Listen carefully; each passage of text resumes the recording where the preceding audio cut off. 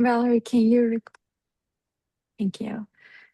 Hi, everyone. Welcome to our monthly seminar. Today, we're excited to have Dr. Shenglin Huang. He is a research associate at the University of Sheffield and will soon be joining Xi'an Jiaotong University as a professor. He received his bachelor and master's degrees from Peking University and his PhD from the University of Pennsylvania, where he worked with Professor Reina. He then held a research fellow position at Nanyang Technological University.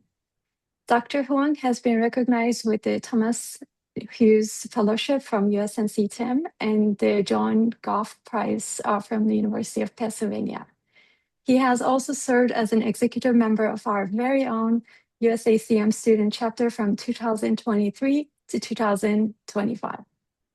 His research centers on data-driven multi-scale and constitutive modeling of non-equilibrium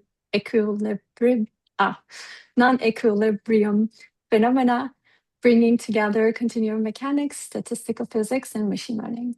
He aims to develop theoretical and computational paradigms to understand, predict, and design far from equilibrium behavior. Please join me in welcoming him. Dr. Huang, the floor is yours. Okay, thank you so much for the introduction. And I'm glad to be invited to this talk and to present you my recent work. Well, not very recent, but in recent years' work. The work is called Statistical Physics Informed Neural Networks, or Stat-PINNs, which is a coarse graining dissipative to do coarse graining dissipative evolution from particle dynamics. So yeah, as just introduced, I had my bachelor and master degree in China in Peking University, and then I had my PhD degree in University of Pennsylvania. So today my talk is mainly in the work in my PhD, and later I had a 2-year postdoc in Singapore with Professor Huang Gao, and then currently I'm a postdoc in University of Sheffield in UK, and I'm also visiting in Cambridge. And I have just received a offer from Xi'an Jiaotong University in China, and so I will be back to China very soon as a professor. Today I'll start from the introduction about the non-equilibrium phenomenon, which is the main system about my research. So non-equilibrium processes are actually ubiquitous in many different materials and different industrial applications, such as we can see this diffusion in liquids. We have the viscoelasticity and plasticity and fracture in solids. We can see this fluid-like motion together with solid-like friction in the granular media. And we can also find these fluid behavior and elastic behavior for the living system. So as we can see, these non-equilibrium behavior are very different from different materials or systems. So what is non-equilibrium behavior, and what is the property of that? So to define non-equilibrium, we definitely need to mention about equilibrium. So for the equilibrium state, the system is usually energy conserved and it is reversible in time.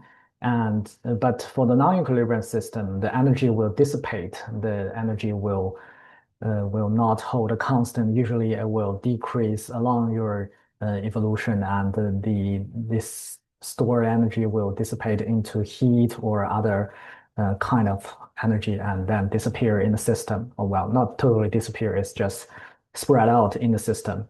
And more importantly, the system is irreversible in time, like shown in these two videos. We can definitely see that the second video is a fake one, or it's reversed one. So because we know that a plate can crack, but a crack plate cannot hold together. This is what the most important part of non-equilibrium system is. It's everything will become more and more disordered, and the time has a direction that which always goes forward and cannot goes back. So that is usually defined by the entropy increase or the second law of thermodynamics. But however, for the non-equilibrium theory, it is not that well established or it's not complete yet. In comparison, the equilibrium thermodynamics and statistical physics have been well established for more than 100 years. But for the non-equilibrium part, the most universal law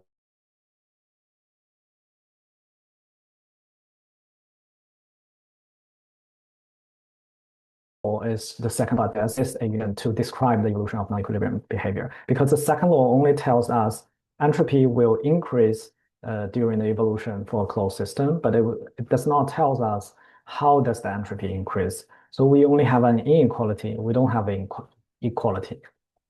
So the key problem here is how to find the equality to understand and predict this non-equilibrium behavior, this dissipative phenomenon in nature or in the industry.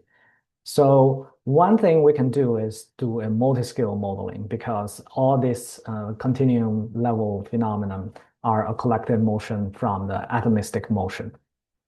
However, doing this cross-scale or multi-scale modeling is very hard, because we cannot do a full scale of simulation from atom simulation or do MD to use MD to do a continuum level simulation, which is in length scale and time scale, it's just prohibit. We don't have that much resource to do so. So usually for the computational mechanics people, we will rely on some phenomenological assumption to simplify the system when doing this scaling up process from the lower scale atom behavior to the top scale, such as FEM simulation. However, this phenomenological assumption, some of them may make sense, like some mass conservation and balance law, and these are fine. But for the other, like the constitutive behavior, especially the constitutive behavior for the dissipative part, it's usually quite phenomenological and may not be consistent with the lower scale physics.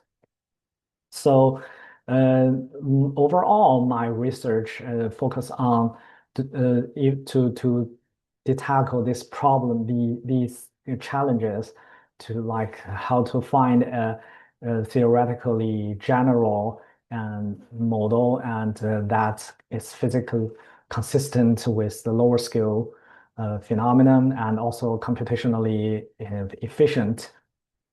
So my work usually combines the continuum mechanics, statistical physics, and machine learning, and some math techniques to do this, to develop and understand, to develop the theoretical and computational framework to understand, predict, and design far from equilibrium behavior. So in today's work, I will focus on the pure dissipative dynamics, which means the system is totally irreversible without some the elastic portion.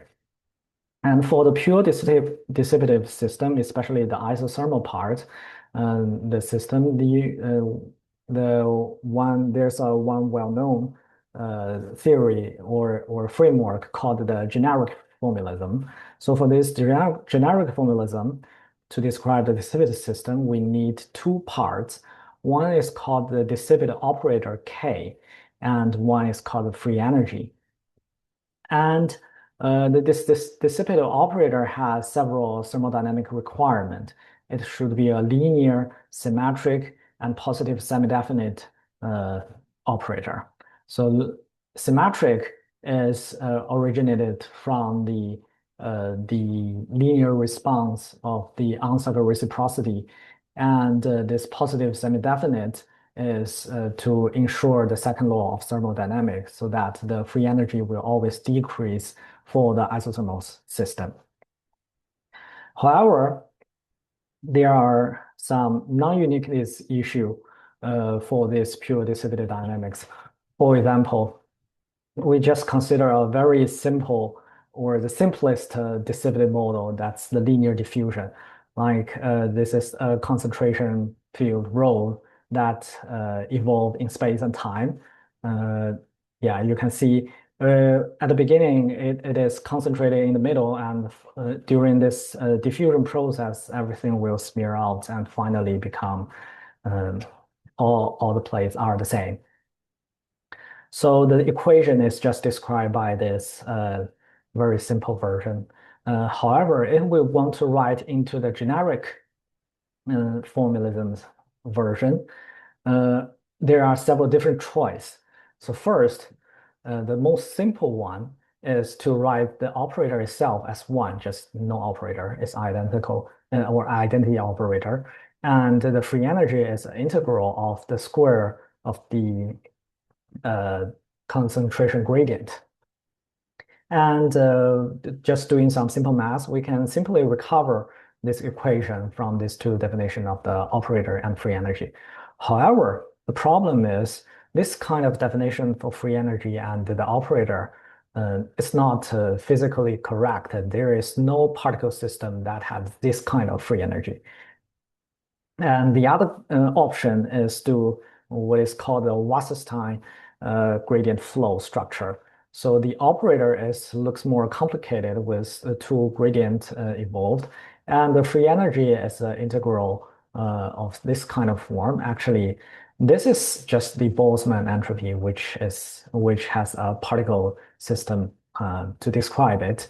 And doing some math, we can still recover the same equation. So from this part, we can see that if we only know the continuum evolution of the system, we are not able to recover the full structure or the full thermodynamic structure to describe the system. We can recover the governing equation, but not the structure itself. The structure has more information that is missing from the pure evolution. So same equation, different structure. So we definitely need some more information from the lower scale. Well, so also in the recent year, there are many machine learning work to doing this evolution learning or the constitutive model discovering model from machine learning. And here I list several of them, like very famous Euclid or SIMDIS. And these kind of model can learn evolutions and some of them can, well, I think these are what I listed can all deal with the dissipative dynamics, but these model does not encode the structure itself. So there are also several other methods, especially targeting on this generic formalism structure. And these methods usually are called the structure preserving method. So they try to encode some of this thermodynamics into the system so that the machine learning model will learn the structure itself and also satisfy the thermodynamics rule. However, as I mentioned before, there is non-uniqueness issue in this kind of generic formalism. So it's mathematically prohibited to directly learn the full structure from the continuum evolution. So that's something still unsolved, at least unsolved in previous year for the machine learning method. And so if we want to know more information, we need to go to lower scale. But in lower scale, there's one, in my understanding, that's very different from the macroscopic behavior. It's the stochasticity evolved in the particle motion. These stochasticity usually are due to the heat motion. The particle will collide with each other, and for us, it will seem that everything is stochastic, such as this famous Brownian motion. But this Brownian motion actually can be understood as the coarse-grained process for a diffusion system. For example, in the microscale, you have this particle jumping in the lattice to its neighbor.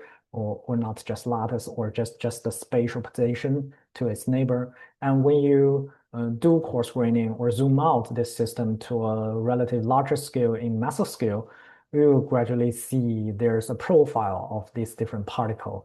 But you can still see the stochasticity of each portion.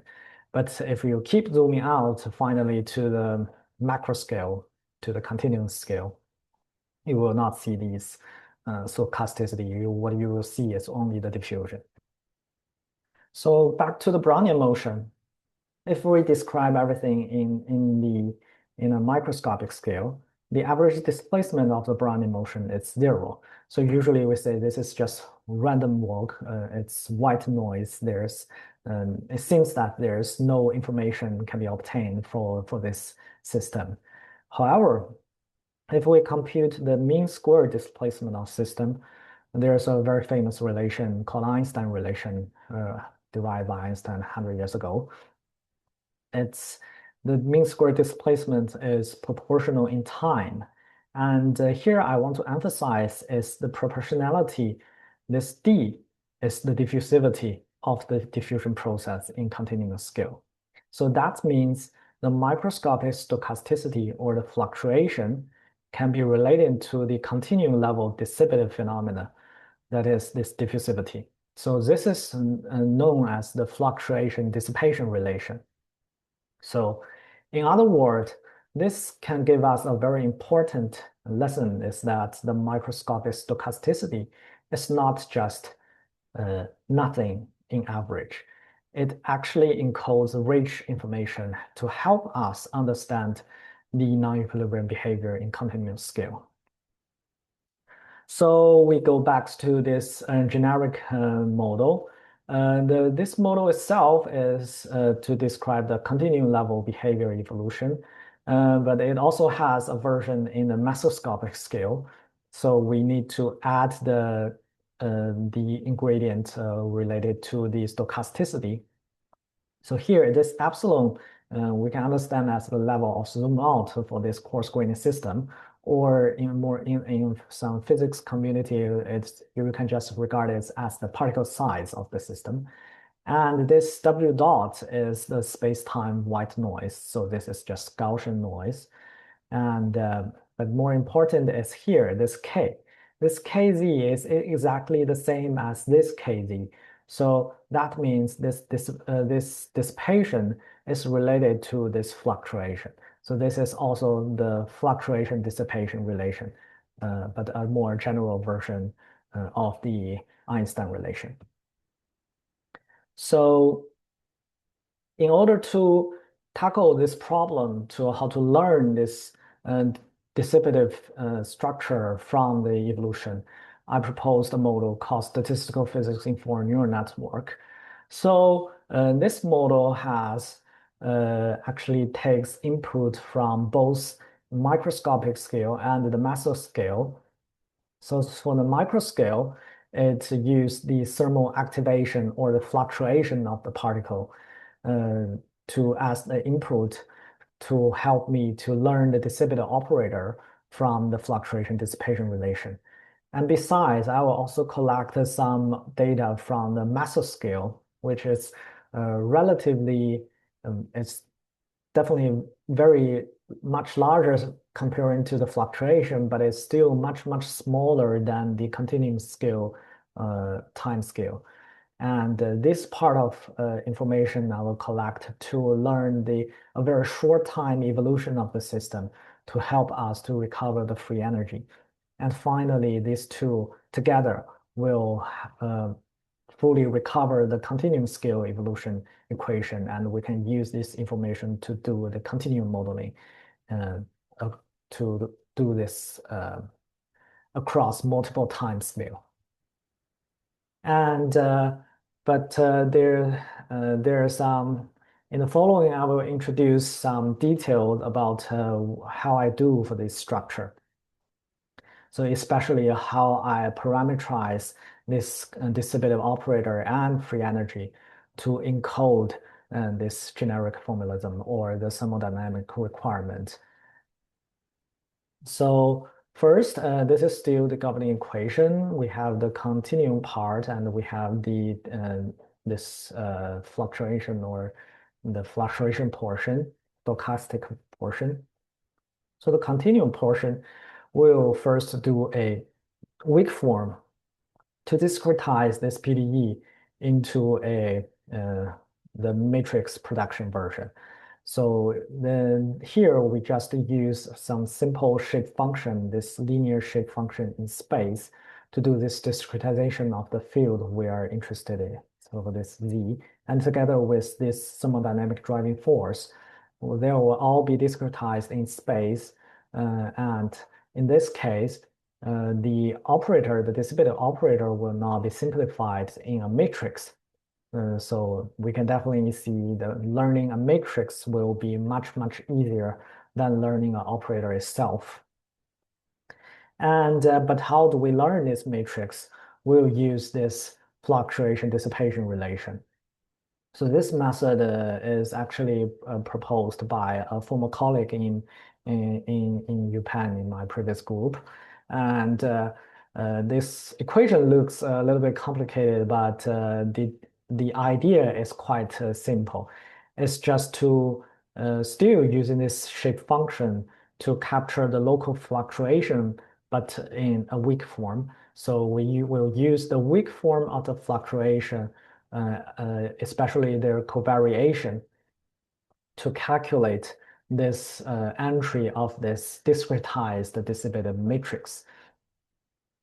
And but here, so we can use this statistical physics, the fluctuation dissipation relation, to recover some information of the dissipative operator.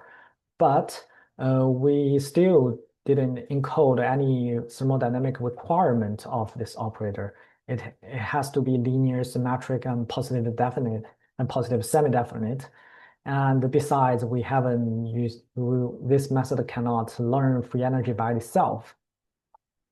So so I propose new method to do this structure preserving machine learning model to first parameterize this operator K. So this is the discretized version of this equation we want to deal with. And the key part of this operator is a matrix that has different entries, n by n and n times n entries.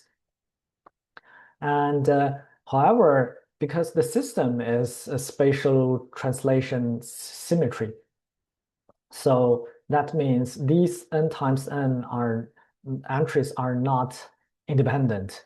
Actually, they can be described by n functions. Each diagonal or each diagonal can be described by one function, and they are all functions of local profiles. And furthermore, so since the shape function we applied here is a local shape function, it only when we do this inner product of the different entry, only the shape function with itself or its neighbor will have non-zero contribution. So for all the other off-diagonal parts are all zero. We only have a tri-diagonal portion that is non-zero. And furthermore, since the thermodynamic requirement says this operator should be symmetric, so these three entries can actually be defined by only two functions.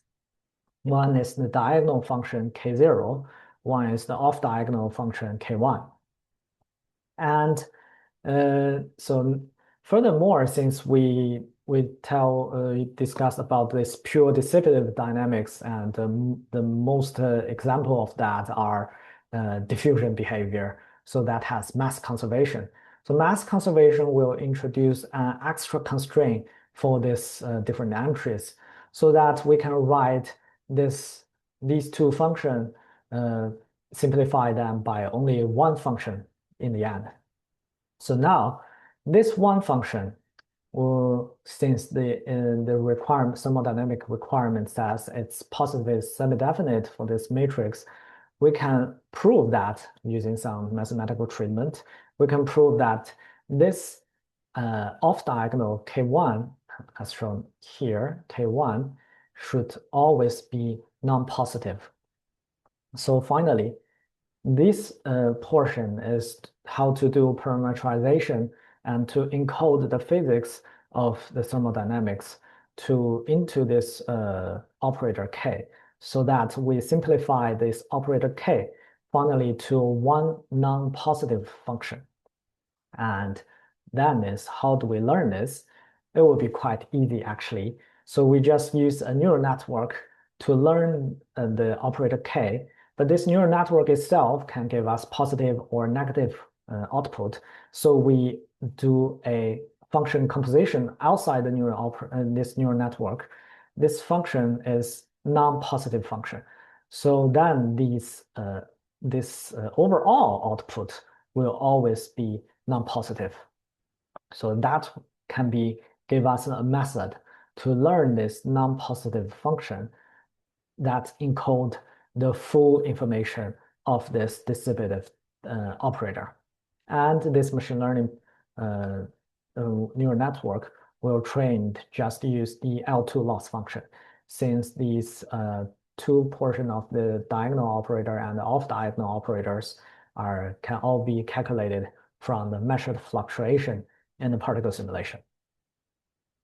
And so now the operator is obtained. Next is for the free energy. So as I said, this operator can be simplified into just one function. If we write back that function into this equation, we can find out this equation looks like just a diffusion behavior. And for the free energy, if we can introduce the local free energy density, that is what we commonly do in the continuum mechanics to simplify this free energy functional of the whole system. But the free energy density can have different structure. For example, it is a function of local information, or for the diffusion case, it's just a function of local concentration. In that case, this derivative of free energy, or this operator, the thermodynamic force, is just the derivative of the free energy. Then this function, or this governing equation, is actually just a second-order diffusion equation. But we can also take more information as the functional dependency of the free energy, such as local gradient. With this local gradient structure, still the same this discretized version of the equation, we can find that actually this governing equation will become a fourth order Cauchy-Hilliard type equation. And actually we can add more, then we'll just obtain more complicated equations. So here there's a comment I also want to mention. This is very interesting part that although we only use a linear shape function gamma, that is finite element linear shape function. Usually if we only have linear shape function, we can only deal with a PDE with order of 2. If we do higher order derivative, this linear shape function will give us nothing. But for the method I used here, this PDE can goes to much higher order than 2. We can do 4 or 6 or even higher. We still can use this linear shape function to do everything. That is because these are the other higher order information that encoded in the system are actually encoded in the free energy, not encoded in this linear shape function. And to learn this free energy, we'll also use another neural network. So this neural network will learn from this short time evolution of the system, and using the this equation looks a little bit ugly, but this is just the residue of this discretized version of evolution equation with learned free energy, learned dissipative operator from the previous neural network. So this is a Pins-like loss function, but since the system is stochastic, we should not directly use the original Pins-like function. we should be divided by the variance of the noise encoded in the system. This method is inspired by the following paper. And this method is very, very useful since the system is stochastic and we deal with short time evolution. The stochasticity will be actually quite large for a particle evolution. And those quite large noise will definitely affect the training results if we do not use this new method. Okay, next I will give an example of this model I proposed. So the example I used here is called a Arrhenius process. In a continuum scale, it is usually understood as diffusion with interaction. In the particle scale, it can be usually described for the surface absorption or deabsorption or the defect diffusion, such as the dislocation motion or some green boundary motion. And in particle scale, we can see that this is just a particle trapped in the lattice. It has interaction with the neighbors, with the lattice, and with the neighbor particles. You can consider this particle as a diffusion or a dislocation or a void or interstitial, whatever. They can all be described by this random walk with particle interaction. And this random walk is stochastic. So the transition probability of a particle to jump from one position X to its neighbor Y is defined by this exponential probability.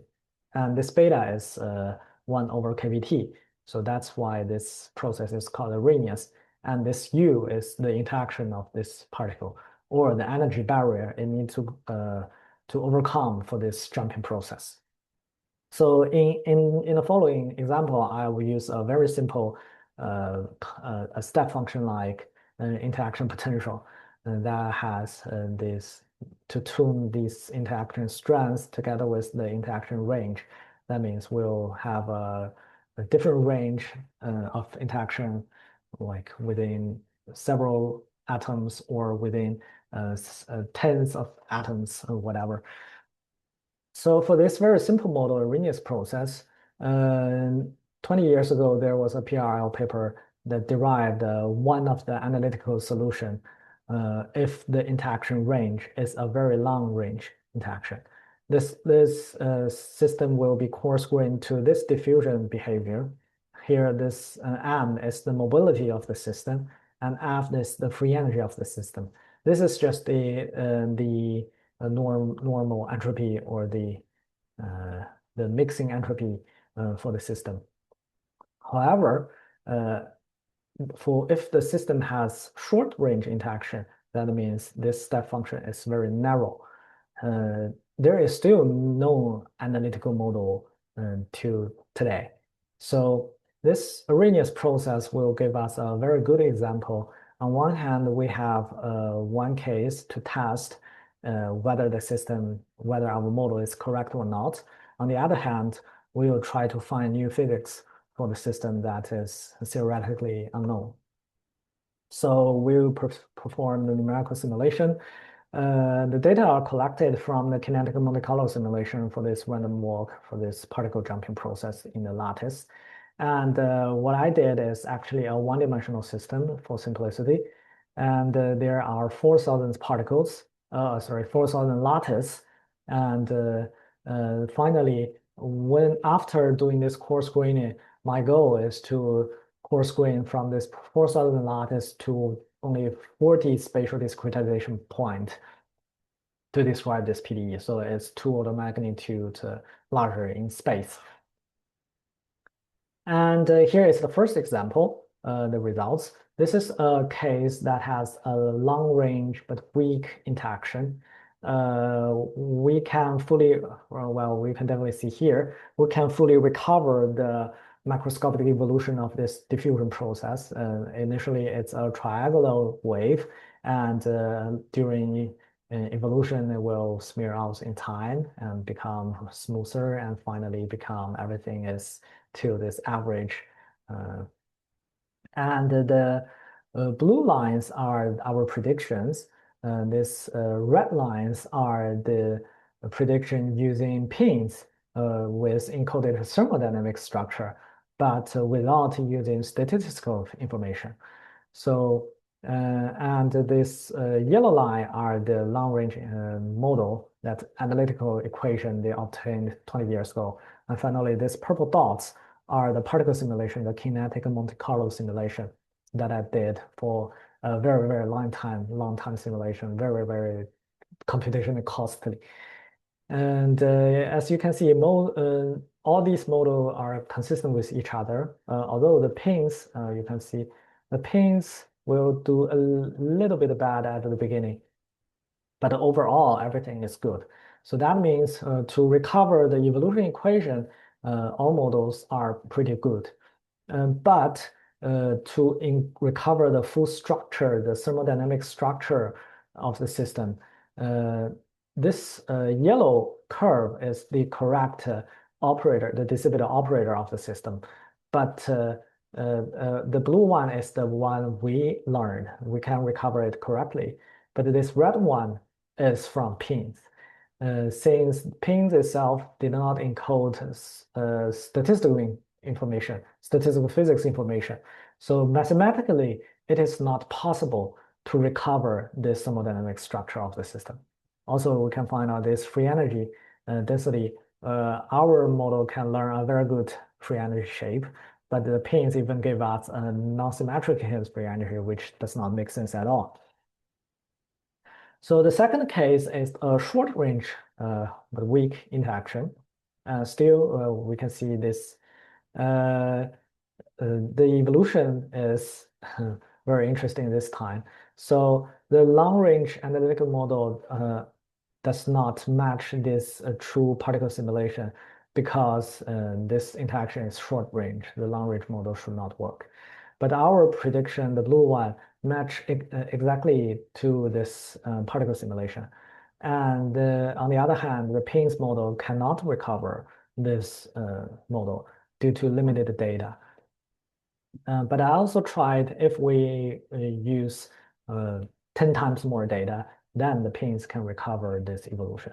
But that means pins will requires just, it's computationally more costly than the proposed Stat-PINN method.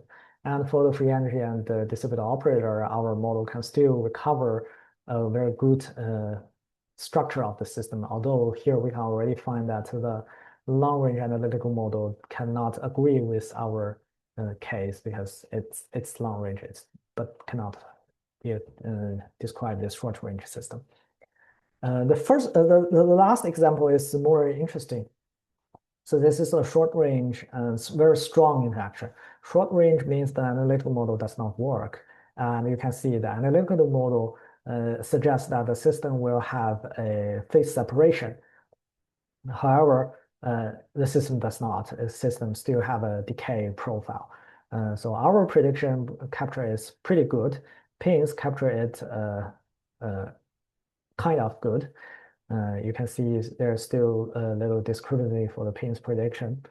And for the free energy prediction, the analytical solution even suggests a double well free energy. That's why this evolution they predict is phase separation.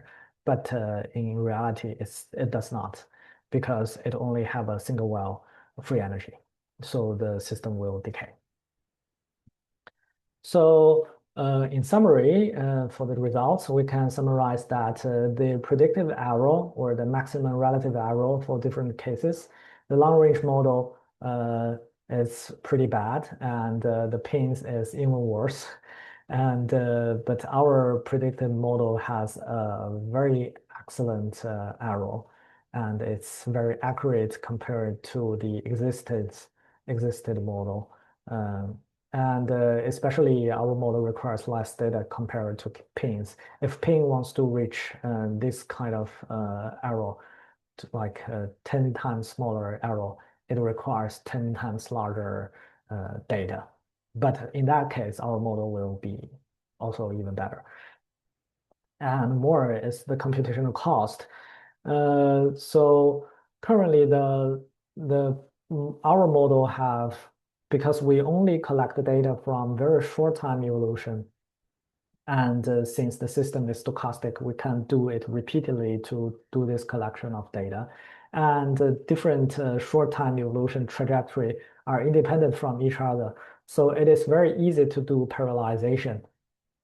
And with limited parallelization and access I had for my computational resource, the total computational time is already much shorter than the full-scale particle simulation. Here, it's like two orders, 1 to 2 order magnitudes faster than the full particle simulation. And if we have much better parallelization methods, we can even make this training time much shorter. And this is only for collecting the data. And training the data is very fast. It usually takes just 20 minutes for learning a complete 20 minutes or at most 1 hour to learn a complete thermodynamic structure, the operator and the free energy. And finally, do the prediction. It's even faster. It's just 7 minutes to do a prediction. And we can change the initial condition, we can change the boundary condition because we learn the physics equation itself. We're not learning just something from a given initial condition. So in summary, we provide a framework called statistical physics informed neural network that combines the statistical mechanics and machine learning to do coarse graining. And it is computationally much faster than the particle simulation and can be easily do parallelization. And it is also more robust and more accurate comparing to the classical pins that without statistical mechanics information. And finally, we also demonstrated this on an example called the Arrhenius process that with and learned new physics that has no analytical solution existed yet. So finally, this paper was published in JMPS last year. And I want to acknowledge my PhD advisor, Professor Celia Reina, and my collaborator, Zexun He. I think he's in his last year of PhD now. And Professor Nicolas Ster from Cardiff and Professor Johannes Zimmer from Munich. And but I also want to acknowledge my two postdoc advisors, although they're not really related to this this work, but they have helped me a lot in recent years. Yes. So thank you all. And that's my presentation. That was really great. Thank you so much. I want to open the floor for the question.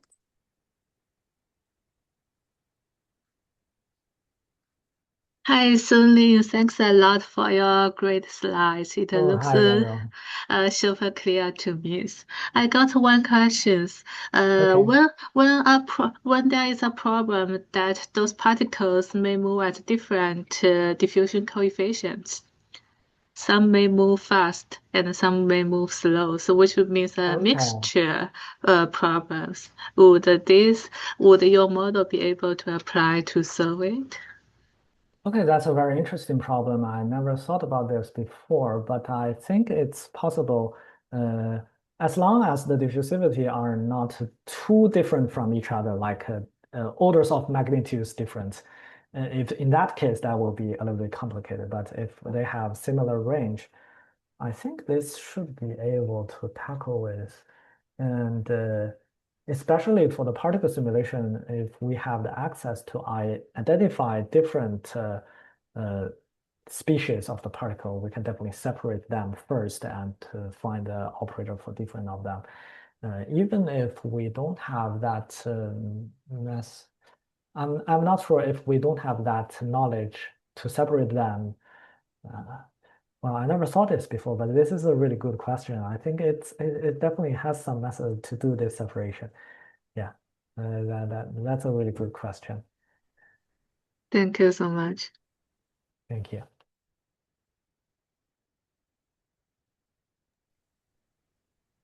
Anyone else has a question? Yes, I wanted to find out how do they balance the weights in the physics informed during the training, like You mean the training weights or the weights for the loss function? the training weights and also the appreciative also. Maybe you're gonna shed light on the weights function, but especially the training weights. So, well, because we have two neural networks, although they are trained together, but we have two neural networks. It's the training weights. It's well, the neural network structure are relatively simple. They're just fully connected, forward, fully connected neural network. So they just have weight and bias for different layers.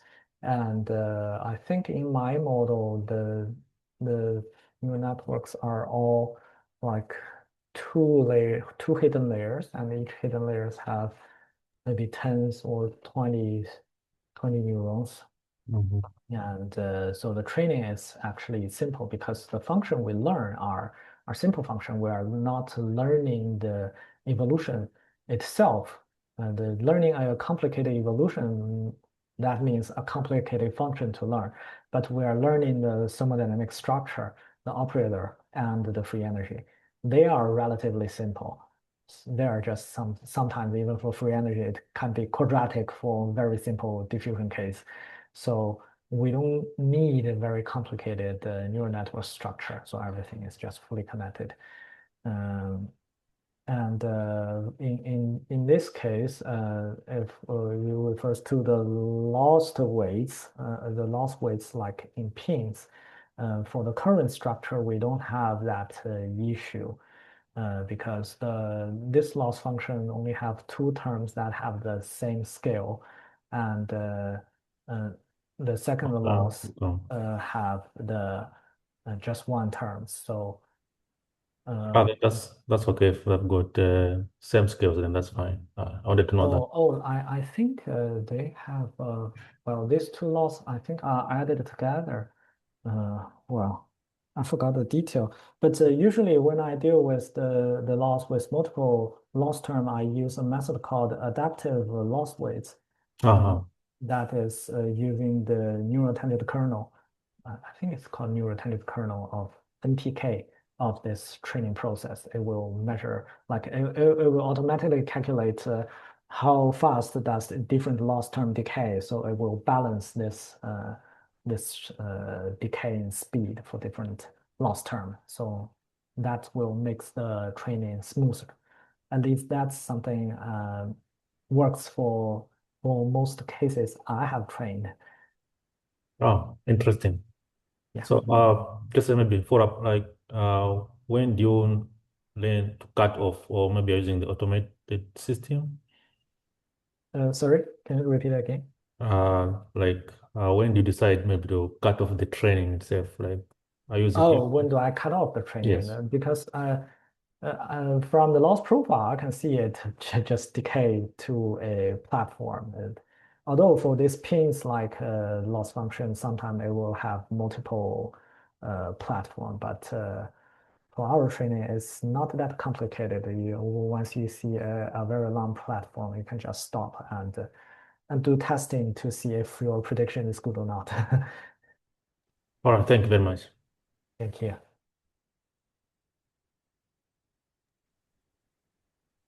There's a question in the chat. Maybe Okay. I can read it. Okay. From Yupeng Zhang. Excellent talk, Shenglin. Are there opportunities for your model to learn from the experimental data? If so, what will be the challenges?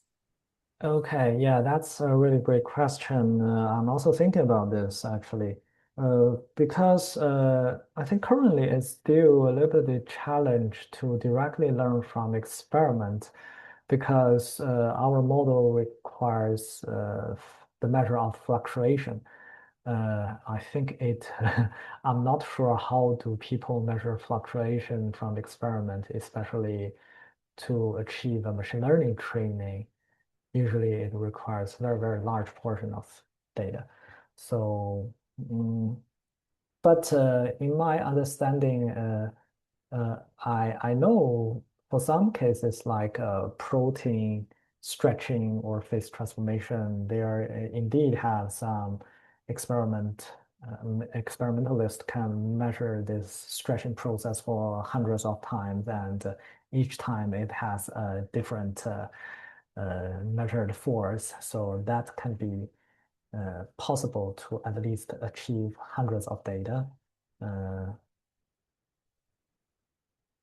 not very sure about when can it truly be applied to experiments. I think it really depends on the system.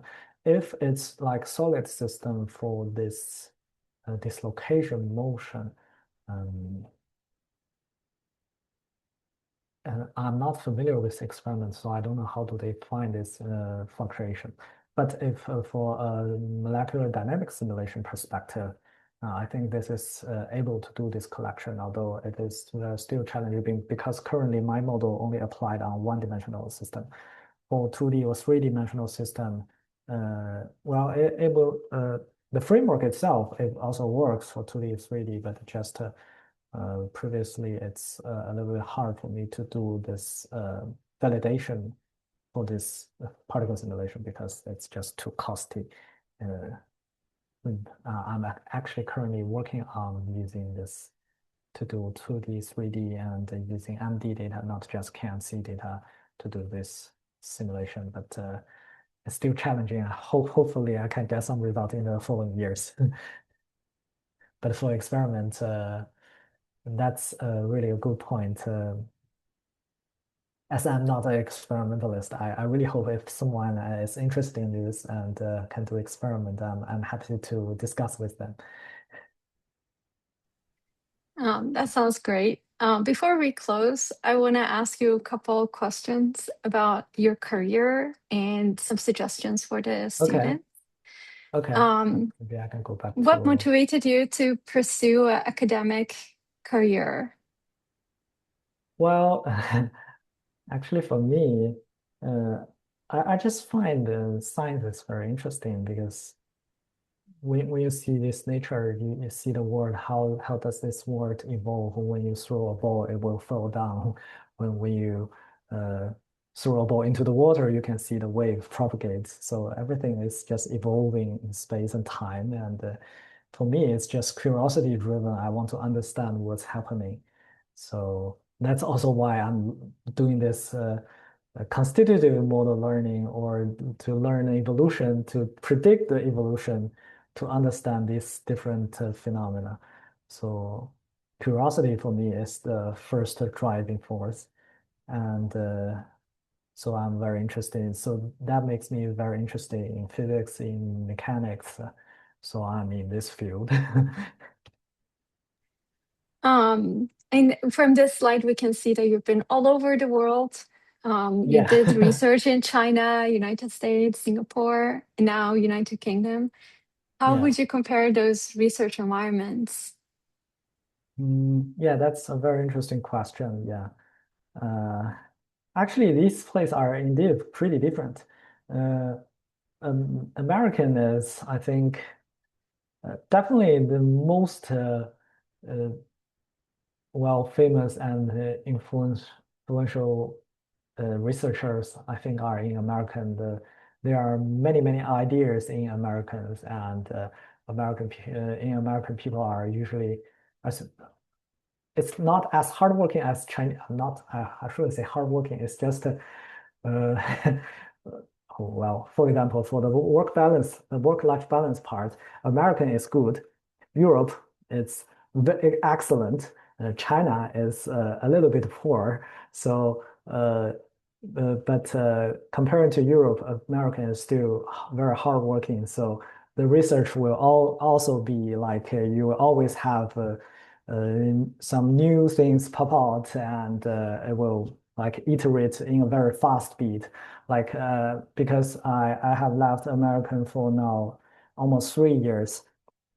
I find out like outside US, some information comes to my mind pretty slow, much slower than when I stayed in US. There are more conference and more people talking about this. It's just for the different environments. Sometimes you have less information compared to America. In Europe, it's the life is more peaceful, and you have it's just it's a good place to live. But if you pursue a very strong competitive environment, then America might be a better choice. Europe is something you can lie down to do your own research, and yeah. Well, in China, it's always high pressure and a lot of work to do because China usually have big team, and so a big professor under him has several also like a full professor under him has several associate professor and then the assistant professors and hundreds of students. That's a big team. So everybody work together. You have some project to do and we will work till late night and that's possible. So it's just different style, but so it's related to different styles, and also I think fundings are quite different in different countries. China's have a lot of academic funding, and America has also a lot of fundings. Europe, I think, is less comparing to America. Yeah, thank you so much. And lastly, do you have any advice for the current and aspiring graduate students in computational mechanics? Advice, I think it's